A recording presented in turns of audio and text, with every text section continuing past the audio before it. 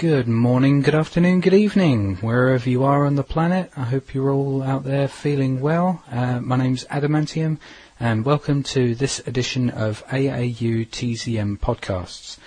Now, just as my normal announcement, for those of you listening to this on YouTube right now, my podcasts also exist on talkshoe.com, and you'll find the link to that particular page in the video description of this video. So if you want to listen to the full 60-minute podcasts and listen to them and download them for free in MP3 format, you can do that as well if you like. But with that announcement out the way, I'm not going to waste any more time and get to the point of this podcast itself, being a review of the year 2011. I'm going to do this in two sections. First of all is going to be the review of this year in respect of the Zeitgeist movement and everything that's relevant with that. And then I'm going to go on to reading the main events that have been happening globally and how they're relevant to society as a whole. So with that said, I'm just going to jump straight into it. So here we go. Starting from January 5th with the TZM events. So for January 5th, my own monthly podcast show, the show you're listening to right now, began with an introductory session to the Zeitgeist movement, the Venus Project, and our advocacy of a resource-based economy. Now, at the time of this recording, being the 5th of December 2011, my podcast show has received 487 downloads from talkshoe.com and hundreds of views of the 4-part videos that I put on YouTube as well. So I thank you all from the bottom of my heart. I really appreciate your continued support, guys. I mean, yourselves and everyone else on this planet, you are all the reason I continue to do this. Okay, so I thank you all very, very much. Anyway, January 15th, the eagerly awaited third instalment of the Zeitgeist film series, Zeitgeist Moving Forward, had its global premiere with over 340 simultaneous screenings in over 60 countries, a first for any documentary film. I myself attended the London screening, and 10 days later the official online release of the film was made on January 25th. Since the online release, the film has received, I think, 12,519,957 views on the official YouTube upload. The first million being received within just 5 days. Yeah. By the way, that's an achievement that took the previous film, Zeitgeist Addendum, almost a year. So you could definitely tell by those numbers that, it's a huge leap and a huge success. Anyway, moving on to March 12th and 13th.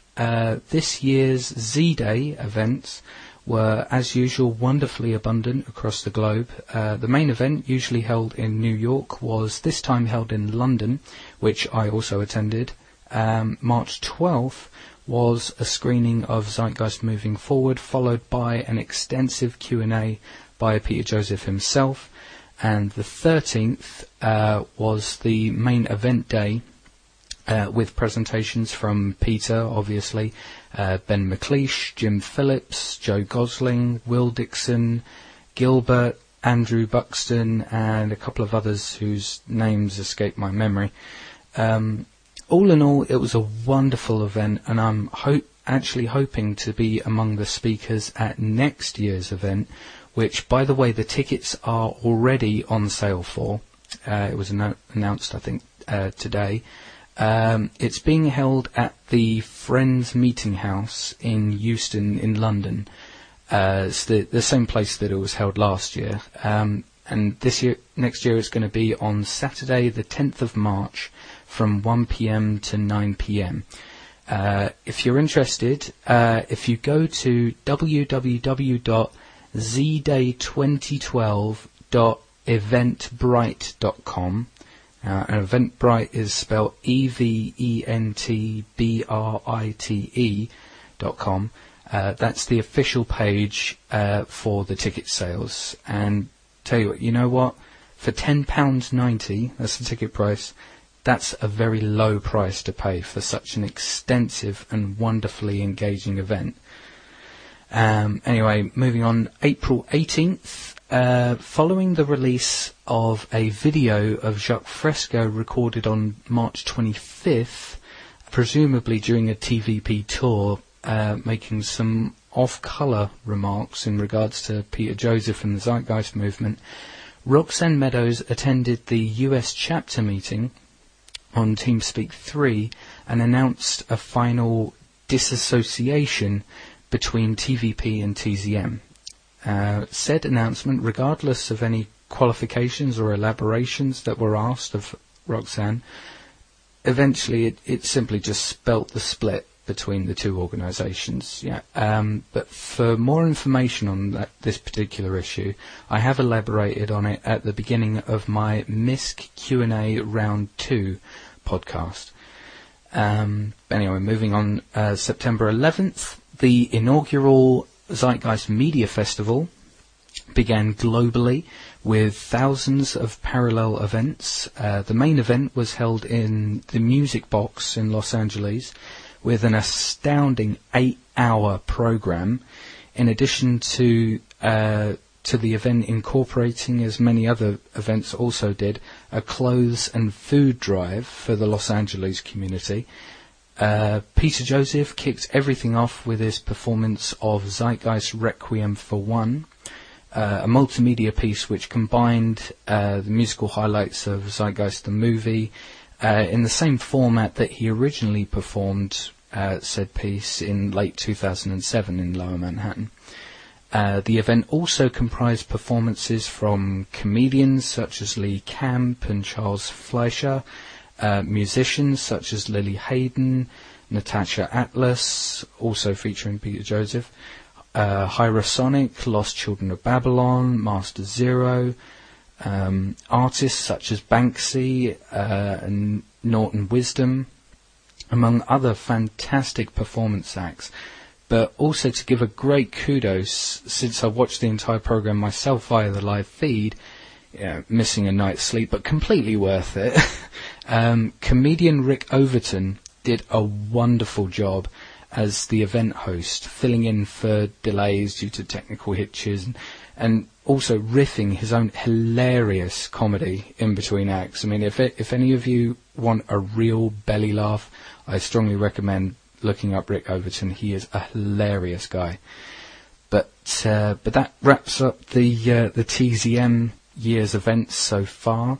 So right now I'm going to go into the second section for the global events, and going to jump into those right now. So starting with January 8th.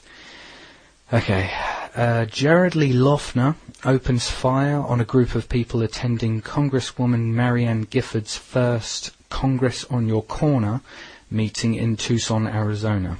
Giffords was among the 17 wounded and 6 were killed in the shooting.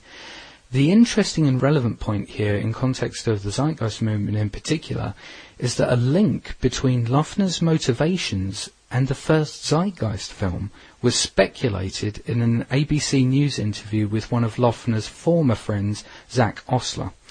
Such a connection is, to any thinking mind, completely ridiculous. Also, a relevant point would be that since the release of Zeitgeist Moving Forward was already set for its global release on January 15th, 1 week after this shooting, it's clear that the mainstream media wished to smear the film series with some prima facie association, to settle in just in time for the third film's release. But anyway, moving on. January 10th, after 10 years of droughts, huge floods sweep through Brisbane in Australia. At least 8 people are dead and over 70 missing. January 11th. During mass protests over severe unemployment and increasing police violence, at least 24 civilians die in Tunisia. As a response to this, President Zine Abidine Ben Ali ordered a night curfew and schools and universities were temporarily closed. January 12th. 11 of the 30 members of the Lebanese cabinet resign, causing the Lebanese government to fail.